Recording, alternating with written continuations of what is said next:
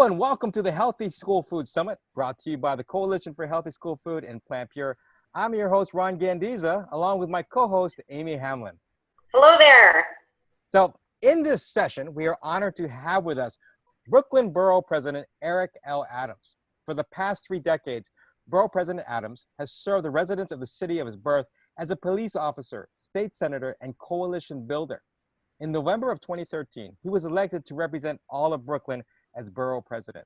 Born in Brownsville and educated in the city's public school system, Borough President Adams is committed to ensuring Brooklyn's bright future by helping each and every Brooklynite reach his or her full potential. Welcome, Borough President Adams. Thank you. It's great to be here, and I believe that this is a creative way of using technology to help the lives of people in a very real way. Thank you so much. And we really appreciate you taking the time to be with us. And we understand that you actually used to have type 2 diabetes. Can you tell us a little more about your story? Yes, it happened last year in 2016.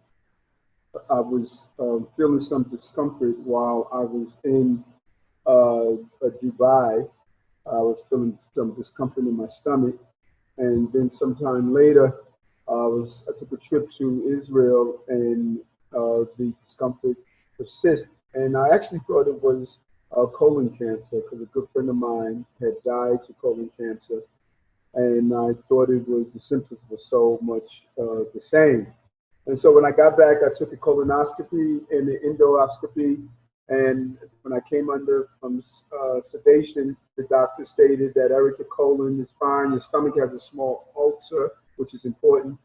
But he said, your real problem is your diabetes. And I said, what about it? I'm not aware I'm diabetic. He said, you are diabetic, and your A1C, which is the way we monitor the blood sugar, your A1C is in the high teens. And I need to put you on medicine right away, and I need to put you on insulin right away. And I told him, well, hold on a moment. For the last 6 months, I have been doing these readings and reading all this information about the body's amazing ability to heal itself. And something just, had drawn me to just doing these readings. I used to wake up in the middle of the night and just start doing Google searching and reading about the healing system of the body. And I said, well, let me see if this stuff is true. And one of the books that I read was Dr. Greger's book, How Not to Die, Dr. Esselstyn's book, How to Prevent and Reverse Heart Disease, and Dr. DeBrinz's book, You Are the Placebo.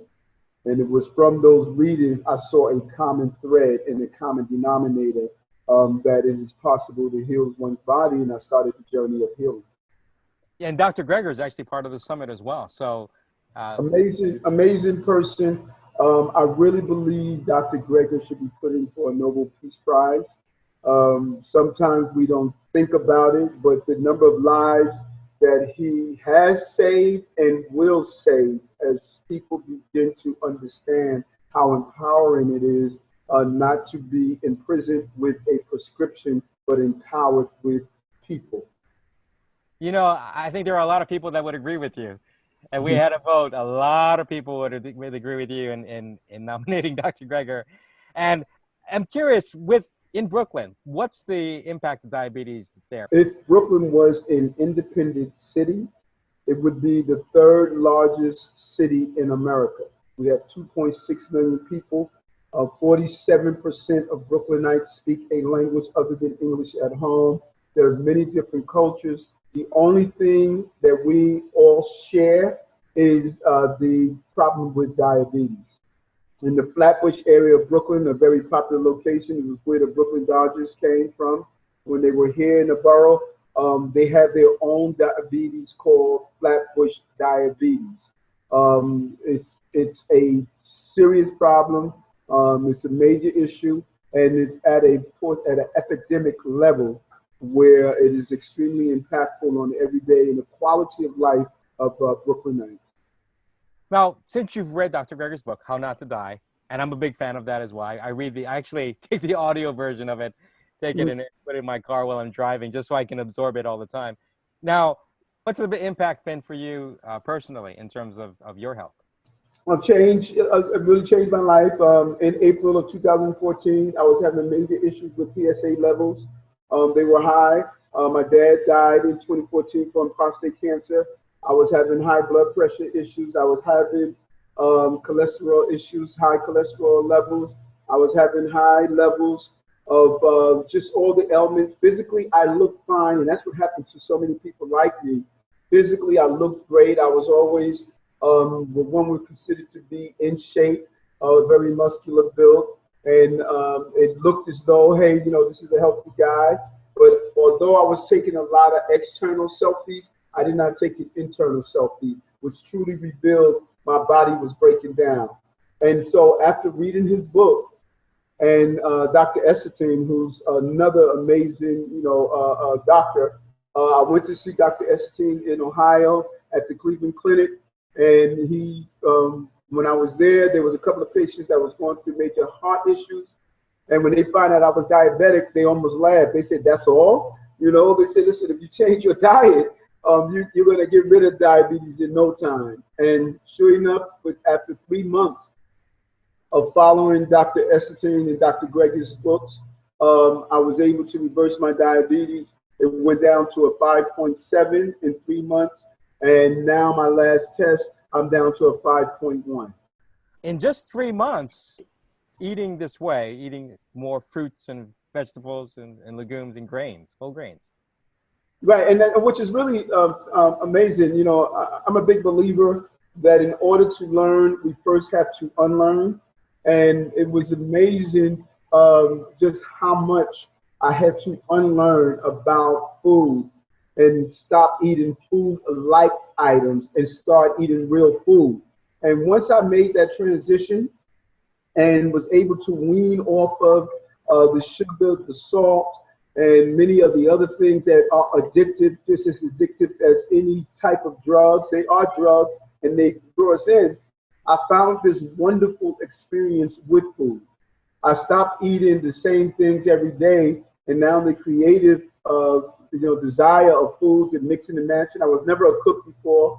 The only thing I used to cook was toast, and 80% of the time I would burn that. And now I'm just a person who enjoys cooking. I enjoy the spiritual connection between my food and putting something in my body.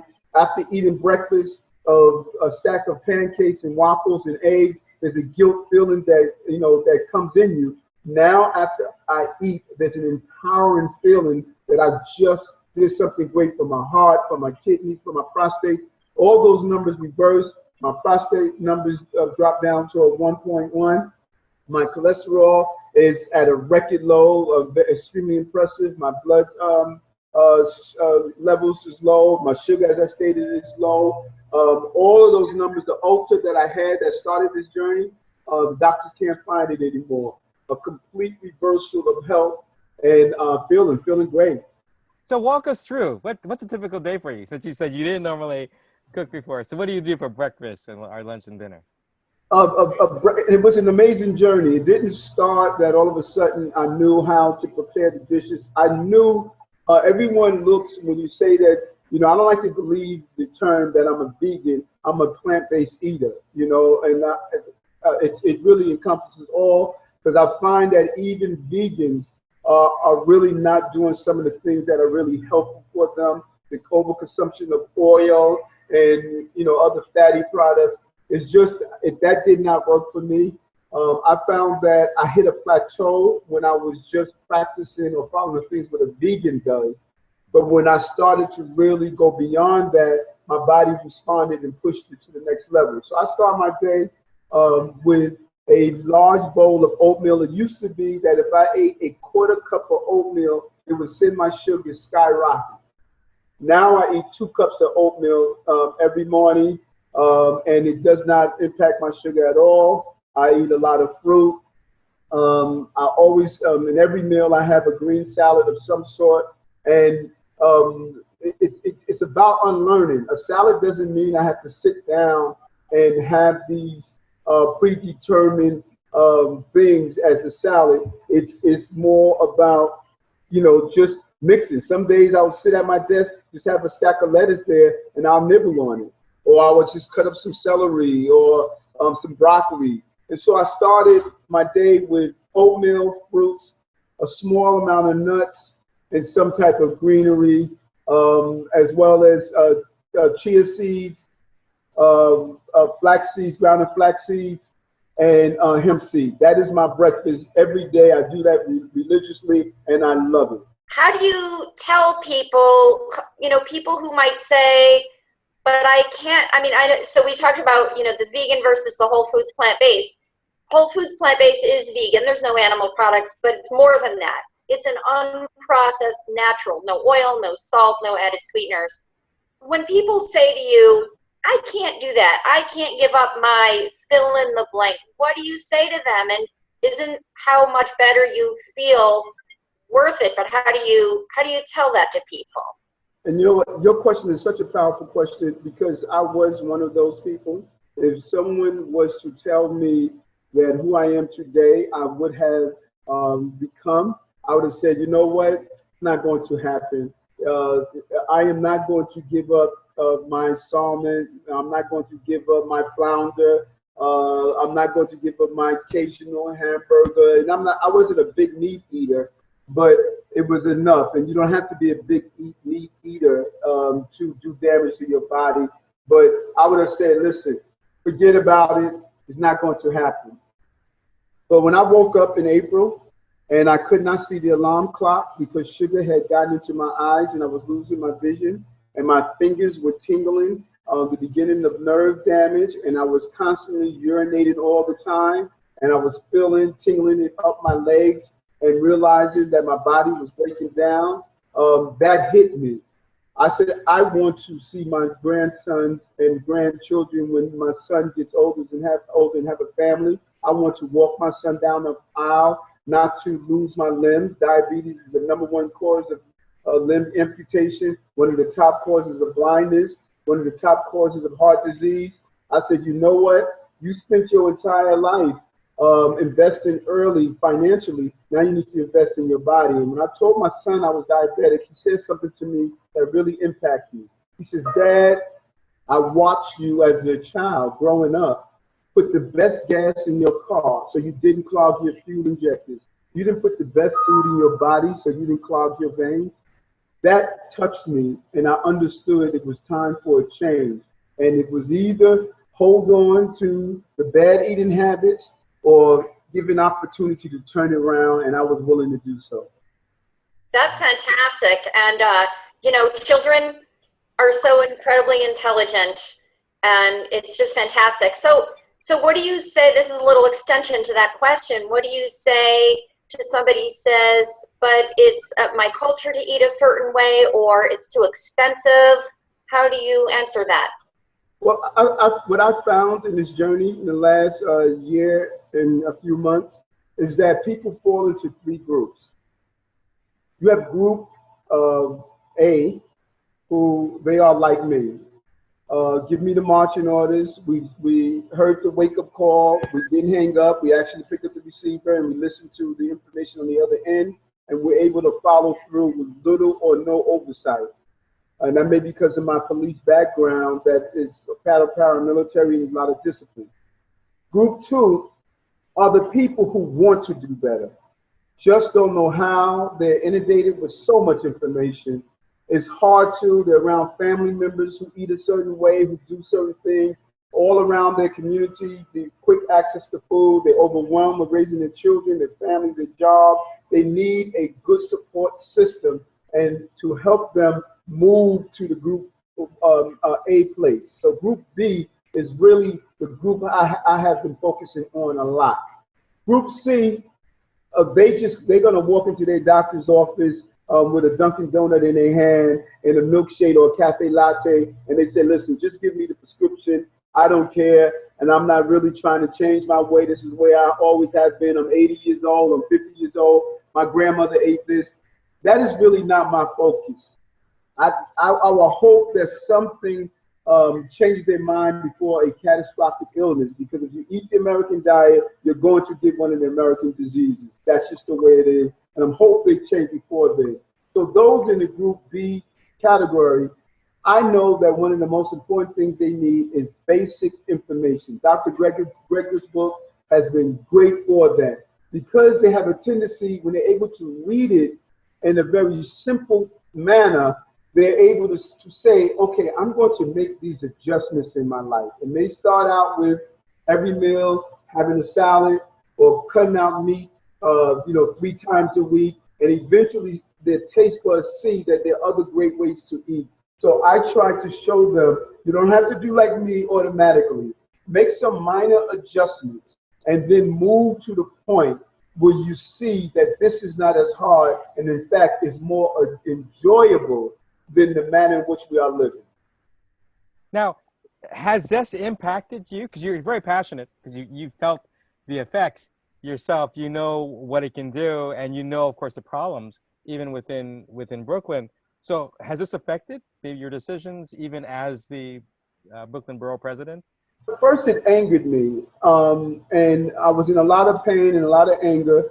And as I say to people all the time, if you are fortunate to live long enough, you're going to be unfortunate to receive some form of pain, either loss of a loved one or disappointed in the results of something. And so I was angry.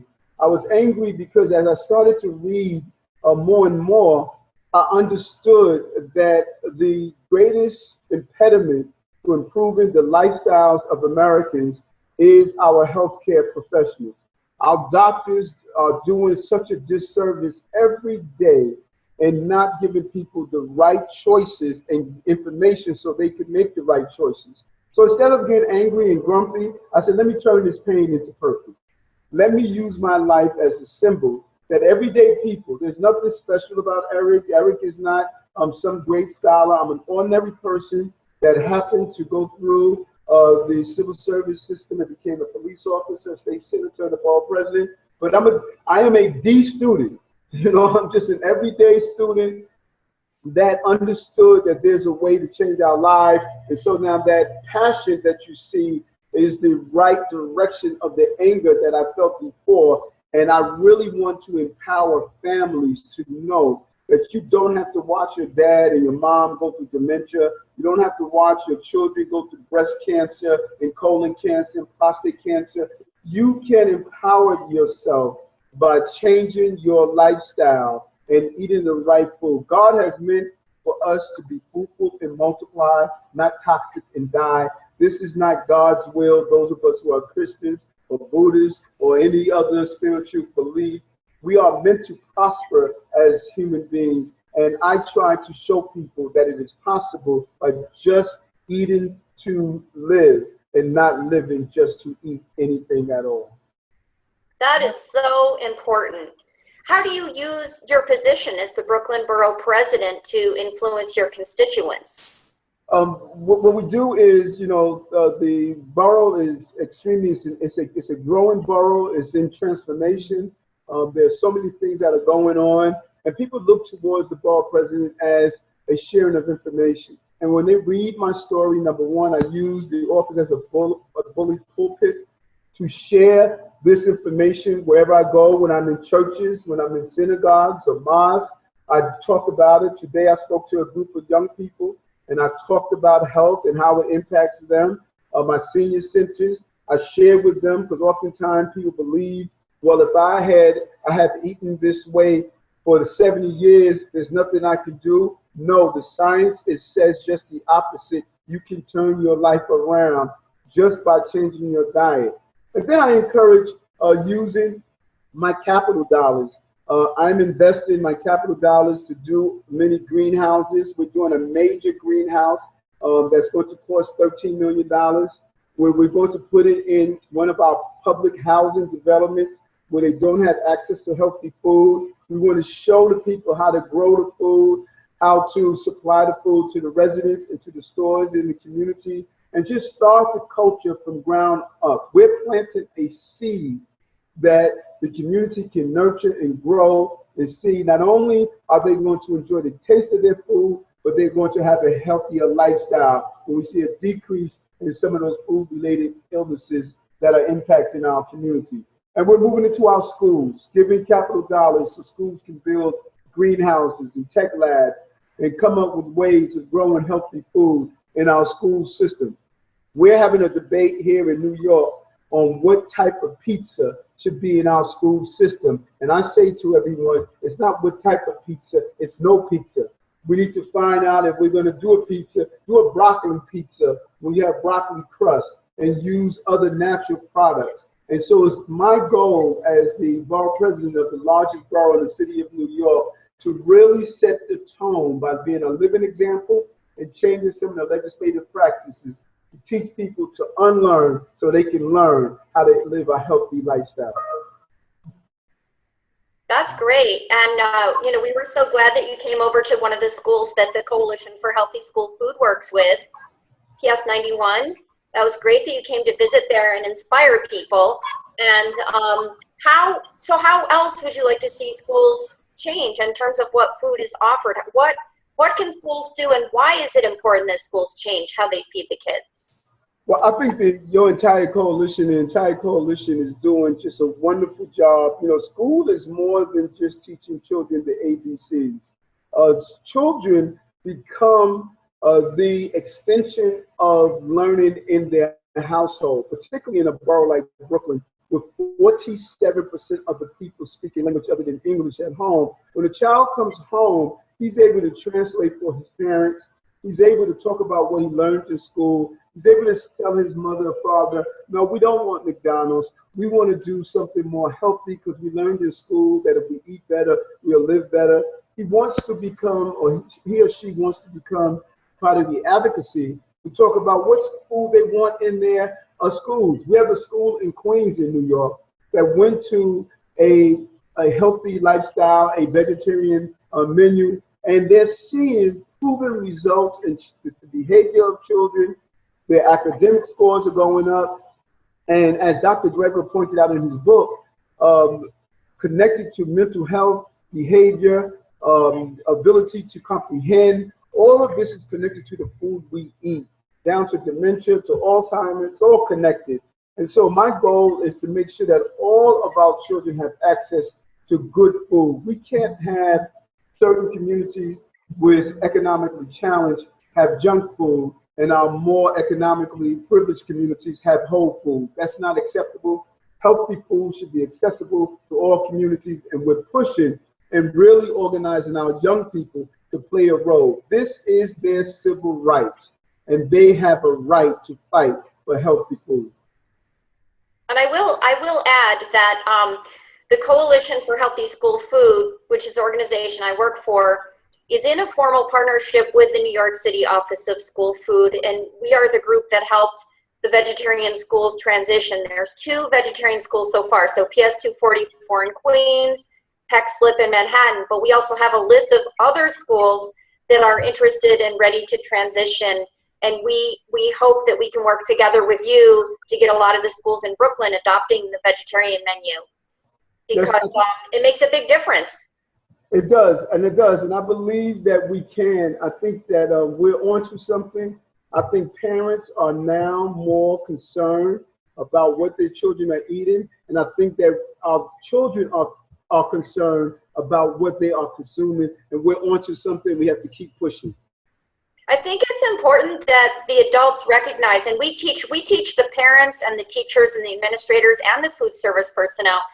And it's important that they recognize that if they're overweight or if they have these diseases, it's not really their fault. This is our society. This is what they have learned in our society. And don't we want better for our kids? But that it's never too late to change, like you said. And so that's what we do. In addition to changing the menus in schools, we also educate people about whole foods, plant-based diets, and how they are in charge of their own health destiny, just like you did. Right, and what I found interesting, I was with a teacher today who she said, I wrote an article on Dr. Greger's book, and she shared with me, she said, Eric, when I read the book, I started to realize that I was slowly poisoning my children by what I was feeding them. And I think that if parents really understand that some of the ailments that their children are going through, asthma, and other childhood obesity, if they really understand the amazing anatomy, our body is amazing. It's able to fight off colds and germs.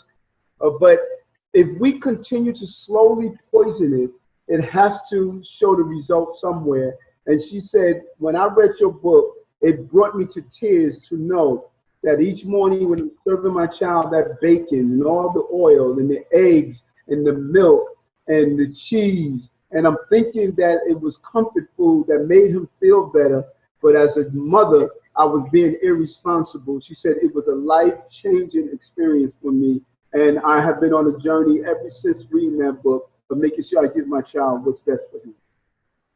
That's great, and we want, you know, some people will feel guilty, but we don't want them to feel guilty. This isn't about guilt or blame. People just don't know. And this whole summit is about making people aware, and you're helping make so many people aware of it. Right, and you're right, and it's not about feeling guilty, because it's about the failure of society of giving people proper information. If you go in your doctor's office, as when I went into my doctor's office and I sat down with my doctor and the nutritionist for the first time, and she told me that what I need to do is eat 4 eggs a day, and gave me other, you know, eat fish and eat chicken. You know, you want to believe the doctor is giving you right information. And as I sent the book, which was very interesting, I sent the book to my doctor, and when she read it, she texted me that night, and she said, I cannot believe I did not know this. And I went through medical school. And there's one story I enjoy telling. I was here, I do here in the building something called, I have a lactation room, and the parents come here to breastfeed, and there was a head of the state lactation program. She came in and she said that her husband had a massive heart attack, and he died on the operating table. The doctors brought him back to life. When he came back, he was in the ICU with tubes in his throat. He picked up his phone and he texted her, find Dr. Esselstyn. And so once he got out of the hospital, he went to see his cardiologist who's here in New York. And his cardiologist said, listen, you have heart disease. You're going to always have it. You're going to take medicine the rest of your life. It just is what it is. He says, I want to reverse it. He says, it's not possible. Once your artery clogged, it is what it is. He went to see Dr. Esselstyn like I did. A year later, as he went with his follow-up visits for his cardiologist looked at his writings in his report and said, tell me the name of the doctor you went to see, because I have to go for a stent, and I don't want to get the stent. I want to go through the same program that you go through. Our doctors don't know. Our health system is producing doctors who know how to write a prescription, but don't know how to give people wellness, and we must change that direction. That is starting to change. More and more doctors are learning about nutrition now, which is great. And since you brought up Dr. Esselstyn, I just want to mention that a great place where people can watch and see some people who had tremendous changes is a movie called Forks Over Knives, which you can watch for free on Netflix if you're on Netflix, or you can just go to forksoverknives.com and watch it. But it's a very powerful movie that shows how people reversed heart disease and diabetes. That was one of the videos that was part of my transformation, watching Forks Over Knives. And I have since communicated with some of the producers. But when you saw that video, you saw the possibility, and you also saw the common denominator. The same diet that helps with diabetes, help with heart disease, help with cancers, colon, prostate. The same diet all points to one direction: whole food, plant-based diet. That is the same diet. You know, and that message, you know, Forks Over Knives, the writer and producer of Forks Over Knives, we're also the writers and producers of PlantPure Nation. So we have that. We share the story of diabetes being reversed within 30 to 60 days. You know, so it's very much in line. And it's the leaders. We need more leaders like you, Borough President Adams, who can recognize this. We need so many more people like you. Well, I think it's a partnership. I think what you're doing with this online forum and conversation. It's about using technology and creating partnerships. Far too often we existed in silos where we were unable to connect good people who are doing good things around raising healthy children and families who are isolated. By using technology, we no longer have to be in the same room, or we just need to connect and continue to get the information out. And I think what you're doing is so important, and it's just a continuation of making sure that we save as many lives as possible. And this is the way to do it, and I applaud what you're doing as well. Well, thank you very much. And you mentioned Dr. Esselstyn. I interviewed Dr. Caldwell Esselstyn Jr. as well for the PlantPure Nation's PlantPure Summit.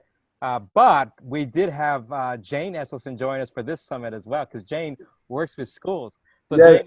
Jane is part of the summit, and I'd like to share your story with her as well, because it's very powerful. And I wish so many of our other leaders could listen to your story and be inspired as well. So that's my goal, is to share your story with them. And you know, it's interesting that you stated that, because that's the missing link.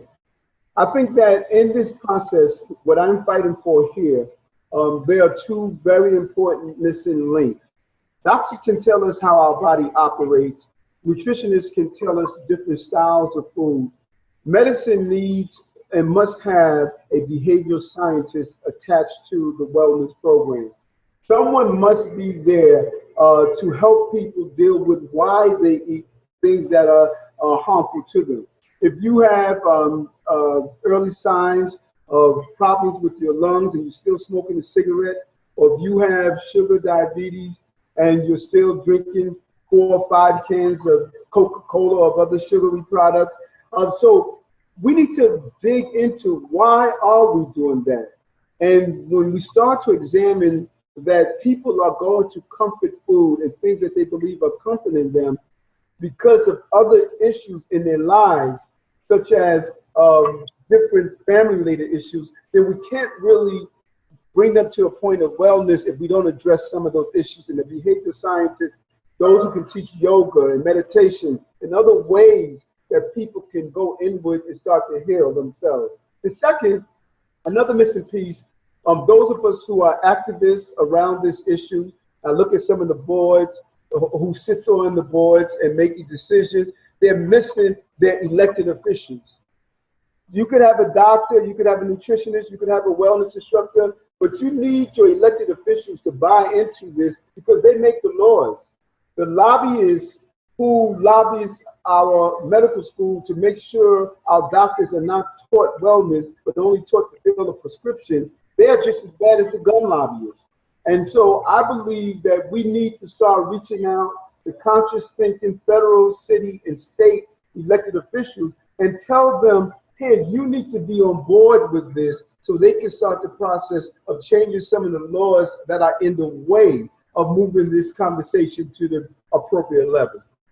Well, it's interesting because that got addressed in the movie PlantPure Nation, but also you bring up this very good point about lobbyists, because the food industry is so powerful, the meat, the dairy, the egg industry, and they're all promoted as if they're healthy food. And one of the most surprising things that I discovered during this research, and I tell people all the time, I'm not a doctor, but I know how to read. You know, I got a master's degree because I know how to do research. So you don't have to go to medical school to look at some of the great writing that medical professionals have done and will continue to do. It's just about reading. And one of the most important discoveries that I saw, I reached the 5.7 and seemed to have plateaued there until I started reading more and looking at Dr. Greger's nutritionalfacts.org website. And I learned that something that I was still holding on to was not allowing me to reach the full goal of being diabetes free. And surprisingly, it was the saturated fat and the fat. Diabetics often hear about the carbohydrates and the sugar. They rarely hear about the saturated fat, the #1 enemy that clogs up our blood cells, that causes the insulin resistance. And who's the #1 friend of saturated fat? Animal products. but there also is hidden in other products that people who think they're eating healthy don't realize that saturated fat is there. And that is something that if you continue as a diabetic to have saturated fat in your diet, you are defeating the cause of trying to reverse your diabetes. The information you provided is so valuable, and we definitely will get this out and share this. So we appreciate you sharing your time with us. We know you're a very busy leader, and we appreciate it. And actually, if you don't mind, I'd like to find out the website. If you don't mind sharing the website for your organization, so people can find out more about what you do. Brooklyn-USA.org. Yeah, we'll share that with everyone. We'll put that on our website so people can go to that. And again, thank you so much for your help and your leadership.